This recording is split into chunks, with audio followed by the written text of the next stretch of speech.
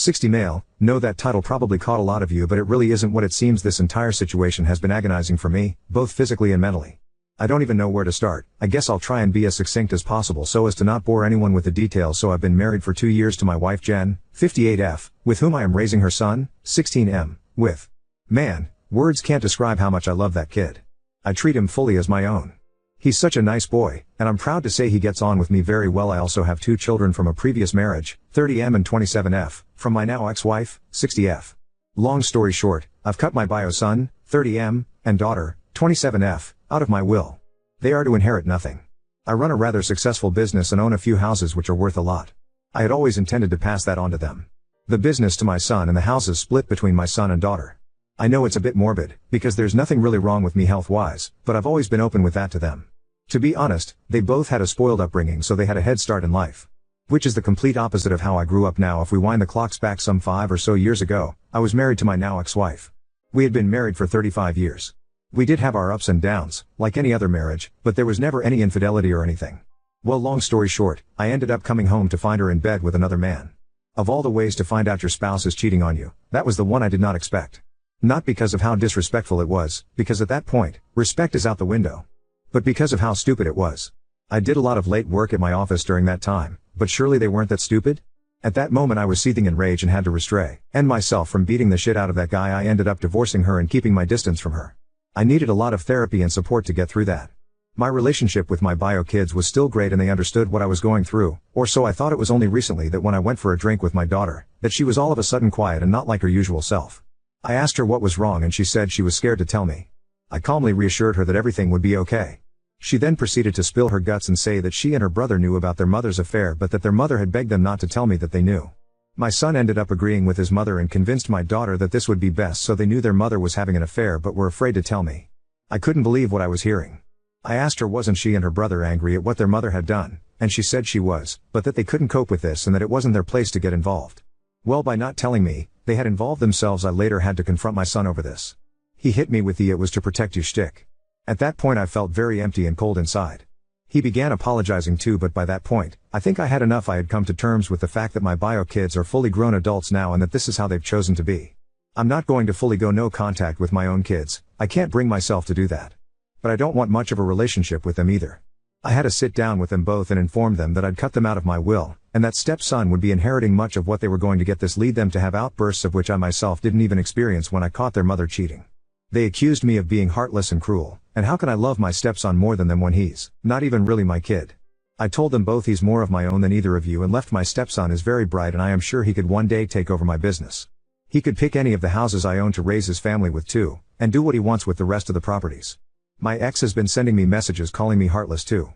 I have to admit, I have thought whether I went too far on this. Update 1. Given that they unanimously agreed I was in fact now I imagine many will be pleased that I did take the advice on board. But before we get into that, there are a few things that I need to address. I saw a lot of comments referring to me as some sort of heartless monster, which couldn't be further from the truth. I also saw a lot of comments claiming that my ex-wife married me because I was rich and that I deserved to get cheated on to escape my abuse. Reading this really made me both confused and upset as to how people had just invented the idea that my ex-wife was in some sort of loveless abusive marriage and that she cheated on me to escape me. Honestly, it seemed to me that people were attempting to justify and defend her cheating. The characterization of her couldn't be further from the truth. The reason why I kept referring to my kids as spoiled is because they had a very different upbringing to myself. I'm from a working class background. My parents worked blue-collar jobs. It took me decades to acquire the wealth that I have. My ex-wife, on the other hand, was from a privileged background. Over the years, she's mismanaged her finances with reckless spending habits. Whereas I've been very tight with my finances. It is really odd to me how people desperately wanted to frame her in some kind of way. Anyway, I cleared my mind and braced myself to meet my bio kids. Reading the comments made me realize that I had misplaced anger. My daughter had wanted to tell me from the get-go, but was manipulated into not doing so. Her goofy reaction was to help me. I was full of so much anger that it was really just to hide the pain I was feeling. But it wasn't her fault. Honestly, I felt shame for how I hadn't considered how she felt. My son, on the other hand, he's always been a bit meek but also closer to his mother. Really, what she did to him was more awful. If anything, when I met with my kids, they were very nervous and apologetic as to some of the things they had said in their outburst. I also apologized for my behavior. Honestly, at this moment we all began crying. Reddit, I'm not the kind of guy who cries, but I just could not help it. We hugged and embraced. Afterward, I felt drained but in a very calm sort of way, as if a weight was beginning to lift. I told them that my plan is to now split my properties equally. So my stepson and my 2 bio kids will each have a property of their own. I will also leave a large sum to be split between my wife, stepson and bio kids. They seemed very happy with this but also very grateful. I know these days it's very hard to get a house. I feel for a lot of you kids wanting your own place. However, I did have to reaffirm that my business will go to my stepson. Now this caused a bit of a disagreement with my bio son, but I had to be no nonsense and explain it to my bio son. My bio son has always wanted to take over my business. Instead of working for me, he's been working in an adjacent industry. I feel if he had really wanted it, he would have worked for me instead. I love my son, I really do, but he's just not cut out for it. He's soft and not cutthroat. I don't think he'd really have the guts and grit to run my business. My stepson, on the other hand, not only is he taking a real interest, but he's just got the personality for it. For example, my stepson is very loud and confident. He's always talking to people. He has a bit of an ego and arrogance problem, for sure. But he is so assured of himself. Whereas my bio son, he's quiet and a bit socially anxious. I can't see him walking into a room of people and negotiating. I had to tell my bio son in simple terms, you're just not cut out for it. He didn't argue against it. I think he just accepted it. I got a lot of shit for saying that I have a lot of love for my stepson. Now that a lot of my anger has lifted, it's still there but I'm trying to be mindful of it. I would say I don't love my stepson more than my bio kids. I would say that I love him equally as much. I will get shit for this, but what is so wrong with this? Love isn't about biological relation. I love my now wife and I haven't known her much longer than I know my stepson. I met him quite early into when I first began dating my now wife. My stepson calls me dad, so I think he really loves me like he would love a biological father who raised him. His bio dad was never in the picture. The other thing is, he is just so similar to how I was at his age, a lot more than my bio son, if I may add, to all those folks who said my stepson is using me, that's just not him. I know the kid, I see myself in him. He's a good kid and he respects me. Now the other major happening here is that a lot of the blame lies with my ex-wife. What she did to my kids was truly awful. I feel I misplaced a lot of anger because it would be easier to blame my kids than to revisit my anger towards my ex-wife. I wanted to tell myself that I had moved on from my anger towards her. But sometimes the best lies are the ones we tell ourselves. The truth is I hadn't, and now I had to confront this anger again. My daughter told me that for a long time, she had considered going no contact with her mother. But that she had been too scared to do it. You see, she does rely on her mother a bit for financial support. So she felt trapped. I told my daughter there and then, that I think no contact would help her, and if she wants to do this, I will unequivocally support her financially. I will pay for whatever therapy or other expenses she needs. My daughter agreed to this. I expect my ex is going to try and contact me about this, but she brought this upon herself. My bio son, on the other hand, he is going to remain in contact with her. Although he's expressed that he wants to limit contact with her. Which is fine with me. I'm just glad that my daughter is going to be free of her mother. My bio kids have only met my wife a handful of times. I told them I want them to spend more time at our place and more time with my stepson. I hope they can treat my stepson as they would a bio brother. They said they would be happy to spend time with him. So folks, that is all I have to update. For the most part, things worked out quite well. I did take everyone's advice on board, but I would caution people to relax when they get comfortable calling people monsters and evil. People just assumed I was some evil narcissist who abuses everyone. Nobody really took time to consider I was just hurting. But regardless of all that noise, I admit I did a lot wrong. Update 2. After the first update, I thought the hardest part was behind me. My bio kids and I had reconnected, the inheritance plans had been revised, and my stepson was solidly in my corner. But as it turns out, healing isn't a straight line. It's a chaotic mess that forces you to confront parts of yourself you thought you'd buried. First, let me talk about my bio son. After our conversation about the business, I could tell he was trying to make peace with my decision, but something still seemed off. A week later, he asked to meet me one-on-one. Over coffee, he opened up about why he hadn't worked for me all these years. He admitted he'd always felt overshadowed by me, like no matter what he did, he'd never measure up to my success. He didn't want to join the business because he feared failing in front of me. Hearing this was like a punch to the gut. I'd never intended to make him feel that way, but looking back, I can see how my high standards and bluntness might have unintentionally created that pressure. I apologized to him, genuinely and fully. I told him I was proud of the life he'd built on his own, even if it wasn't what I'd imagined for him. That conversation was the first real breakthrough we've had in years. Meanwhile, my daughter has been thriving since cutting contact with her mother. She started therapy, and I've been supporting her financially as promised. She's been opening up about just how manipulative and emotionally draining her relationship with my ex was. She even confessed that she felt like she had to pick a side during the divorce, and she hated herself for not choosing me. I told her there were no sides, just a lot of pain, and that I was proud of her for having the courage to move forward. Now, onto my stepson. This kid continues to amaze me. He's been shadowing me at the business, learning everything he can. But here's the kicker, Last month, he sat me down and said, "Dad, I think you should give bio son another chance with the company." He told me he wanted to work alongside my bio son, not replace him. He thought they could bring different strengths to the table, his confidence and charisma balanced by my son's technical knowledge and attention to detail. I won't lie, this suggestion floored me. It also made me realize just how mature and selfless my stepson is. We called a family meeting, and I brought up the idea of my bio son coming on board in a joint capacity. At first, my bio son hesitated, but after some convincing from his sister and my stepson, he agreed to give it a shot. They've been working together for a few weeks now, and while it's still early days, I'm cautiously optimistic. As for my ex-wife, well, she hasn't taken any of this well. After my daughter went no contact, she bombarded me with calls and messages, accusing me of turning the kids against her. At first, I ignored her, but when she started showing up at my office unannounced, I had to set firm boundaries. I told her that her actions were her responsibility and that the only person she had to blame for the fractured relationships was herself. That was the last time I heard from her. One unexpected silver lining in all of this has been how my wife, Jen, has supported me. She's been a rock through every twist and turn, offering advice when I needed it and space when I didn't. Watching her and my bio kids bond over family dinners has been a gift I didn't realize I was missing. My daughter even asked Jen to help her redecorate her new place, which feels like a huge step forward. Now on to second story. Disappointed my son's fiancée by refusing to lie about our bond for her wedding demands, causing her to break down in tears. I, 41 male, have 2 kids with my ex-wife, 42F, a son John 22 and daughter Sally, 20, I'm remarried to my wife, 28. I'm very close with my kids, my son is engaged to Abby, she seems nice but has been a bit pushy trying to create relationships with me and my wife, though she's also awkward with her. Abby isn't close to her family, she told us many stories why, and while some of her complaints don't seem awful, it's not my place to judge and I didn't live it so I can't know anyway. We've tried to be welcoming but Abby has forced her way into some family traditions where she wouldn't have been invited, and some where no one outside of specific family would have. She has been calling Sally sis since they were only dating a few months, has an odd sister/mother-in-law thing she does with my wife, and the one I'm not a fan of, wants me to be like father to her. Not because we've clicked or anything. We are very different people, not saying that in a bad way, just saying it's not based on how we get along or anything. My kids and I have a tradition when they come over that we have a private catch-up in my office/study before they leave, which is now even more important to them because while they both get along well with my wife they don't want to have personal conversations around her yet.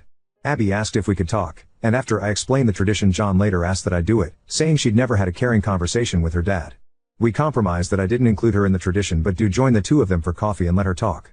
Then she started calling me dad, they weren't even engaged yet. John pulled me aside and begged me to give her that, laid this whole thing on me about me always being the dad she always wanted right in front of her and she just wanted that, told me she cried watching me and Sally together, she still gives me random hugs, I'm a lucky dad. I didn't like it but I do feel bad so fine I gave her that. She wants me to walk her down the aisle in the father/daughter dance. I don't want to walk her down, and I walk with a cane so dancing is hard. At my own wedding I only danced twice. John is begging for me to do one, preferably the aisle. They came over Sunday, John and I were talking, I thought to address it, when Ab walked in without knocking, asking if he'd told me yet. I asked what, John said she wanted me to say something about having a second daughter now in my speech and how I loved her. I just looked at him. She asked if I'd do the walk and dance for Sally, I said of course. She yelled she's my daughter too and I said it will never be the same, Sally is my actual daughter. I tried to explain I'd talk about her being a happy addition to the family and I love how happy she makes Jack, which I thought was a good compromise, but she started crying. John apologized and they left, but he called me when they were home nearly begging me to. Ida because I won't lie and say I love her or she's my daughter. Update 1. Mother's Day my kids and their partners go to visit my ex-wife. So it turns out my ex-wife and Abby are a lot closer than I realized. She calls her mom, which is part of where this comes from. Also apparently my ex has been egging it on. On Mother's Day they were talking about the wedding and I guess whenever Abby referred to me it was as dad. My son apparently told her let it go, which led to yelling. Abby about deserving to be my daughter, ex telling her that she's right, son telling her that I am trying and she should be realistic about things, Sally telling her I only had one daughter which was apparently a response to Abby saying to her that as my daughters they should be united. According to my son Abby was crying, according to Sally she was crying and yelling and kicked something before going to her room, and Sally told me she went off on her mom, but will not elaborate so I don't know what was actually said. But knowing Sally who boy. Around 2 a.m. I got a text from Sally's partner's phone saying Abby really is great, she hasn't been perfect but you should give her a chance and you will learn to love her. I saw it when I woke up. I tried to text her back but was blocked, so I called Sally but they were driving.